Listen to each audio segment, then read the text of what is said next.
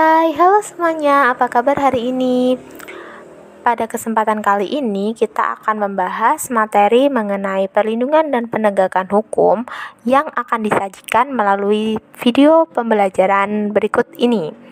Oke, sebelum kita masuk kepada materi pokok mengenai perlindungan dan penegakan hukum, terlebih dulu kita harus tahu apa sih hukum itu.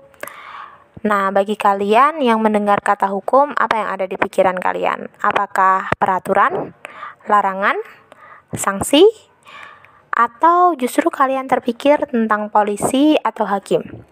Nah, itu semua berhubungan dengan hukum ya. Secara sederhana, hukum dapat diartikan sebagai seperangkat peraturan yang berupa perintah dan larangan untuk mengatur tingkah laku manusia dalam kehidupan bermasyarakat. Nah, sekarang sudah tahu kan tentang pengertian hukum? Kalau begitu, mari kita lanjut kepada pembahasan selanjutnya.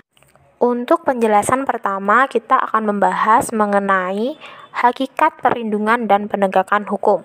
Pengertian perlindungan hukum menurut Kansil adalah semua upaya hukum yang harus diberikan agar dapat memberikan perasaan yang aman, baik secara fisik maupun pikiran, dari gangguan dan ancaman yang berasal dari berbagai pihak oleh aparat penegak hukum.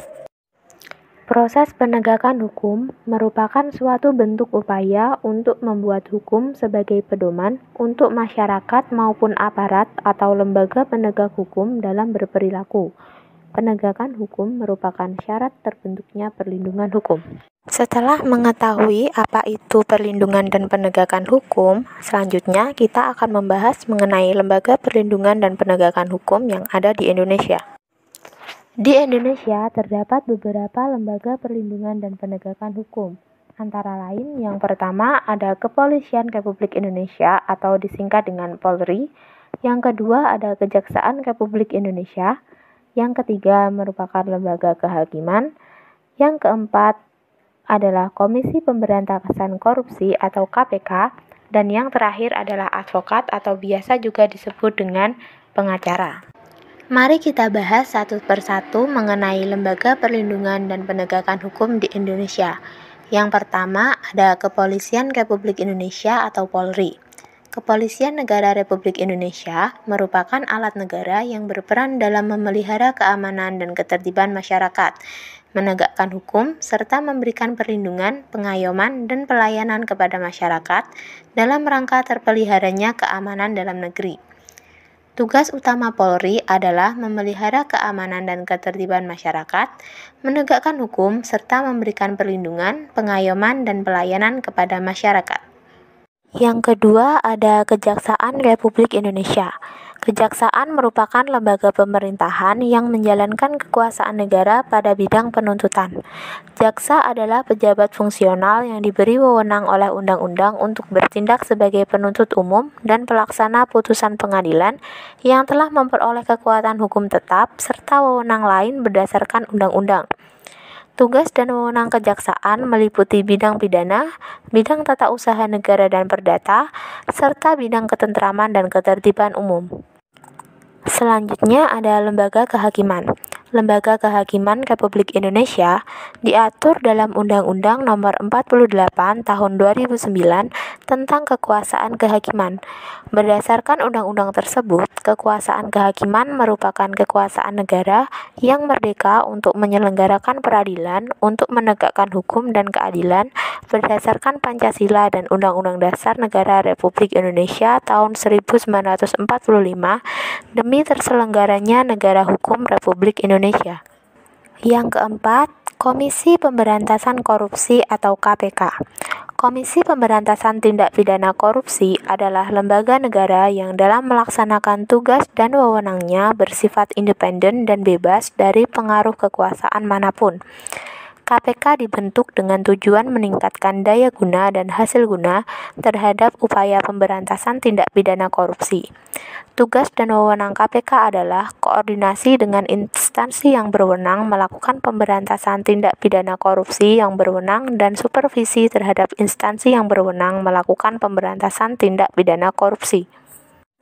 Yang terakhir ada advokat, atau biasa juga disebut dengan pengacara.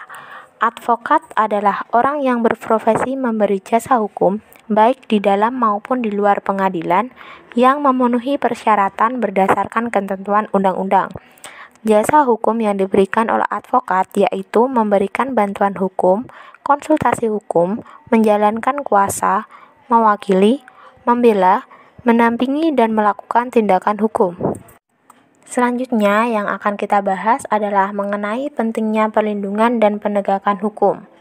Hukum perlu ditegakkan agar Indonesia dapat mencapai cita-citanya, yaitu menciptakan keadilan sosial bagi seluruh rakyat Indonesia, di mana cita-cita itu dapat tercapai ketika hukum dapat ditegakkan seadil-adilnya. Pentingnya perlindungan dan penegakan hukum dapat dijelaskan secara mendetail, yaitu yang pertama melalui tegaknya supremasi hukum, yang kedua melalui tegaknya keadilan, dan yang ketiga dengan mewujudkan perdamaian. Penjelasan selanjutnya adalah mengenai faktor-faktor yang mempengaruhi perlindungan dan penegakan hukum. Nah, perlindungan dan penegakan hukum sendiri dipengaruhi oleh beberapa faktor. Ada 5 faktor yang mempengaruhi penegakan hukum, di antaranya sebagai berikut. Yang pertama yaitu ada faktor hukum atau undang-undang.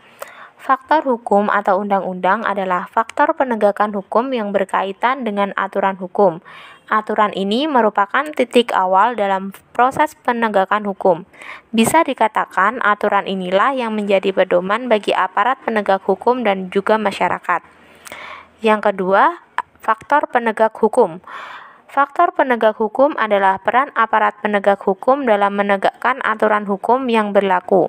Faktor ini juga meliputi bagaimana para aparat bisa menegakkan aturan hukum sesuai dengan tugas dan penggunaan wewenang yang tepat. Kemudian faktor ketiga adalah faktor sarana dan prasarana. Faktor sarana dan prasarana adalah ketersediaan sumber daya pendukung dalam proses penegakan hukum. Sarana dan prasarana ini harus dikaji lebih jauh, khususnya tentang kualitas dan kuantitas atau jumlahnya. Selanjutnya ada faktor masyarakat. Faktor masyarakat adalah faktor yang berkaitan dengan masyarakat, khususnya mengenai pemahaman dan pengetahuan soal aturan dan norma hukum. Faktor ini juga meliputi kepercayaan dan pemikiran masyarakat terhadap aparat penegak hukum. Yang terakhir merupakan faktor kebudayaan. Faktor kebudayaan adalah ketetapan tentang apa yang boleh atau harus dilakukan dan mana yang dilarang. Dalam kaitannya dengan penegakan hukum, faktor kebudayaan memengaruhi bagaimana perilaku masyarakat sebelum dan setelah mengetahui norma hukum yang ada. Kita sudah sampai dalam akhir pembahasan mengenai materi perlindungan dan penegakan hukum, yakni tentang implementasi perlindungan dan penegakan hukum. Di Indonesia ada 2 isu penting terkait perlindungan dan penegakan hukum, yaitu pelanggaran hak asasi manusia dan praktik korupsi, kolusi, dan nepotisme. Contoh isu pelanggaran HAM misalnya adalah pornografi, pembatasan hak-hak berekspresi masyarakat dalam dunia maya, pembatasan kegiatan aktivis HAM, dan juga kasus-kasus yang berkaitan dengan intimidasi terhadap beberapa jurnalis. Kemudian untuk kasus praktik korupsi, kolusi, dan nepotisme sendiri, terdapat banyak contoh kasus mengenai korupsi yang masih terjadi hingga saat ini di Indonesia. Oleh karena itu, pemerintah dirasa perlu memberikan perhatian lebih terhadap beberapa isu-isu ini agar terwujudnya perlindungan dan penegakan HAM di Indonesia. Baiklah, itu tadi pembahasan mengenai materi perlindungan dan penegakan hukum di Indonesia yang sudah kita bahas melalui video pembelajaran pada hari ini. Semoga materi yang telah disampaikan tadi dapat dicerna dengan baik dan bermanfaat bagi kehidupan kita ke depannya.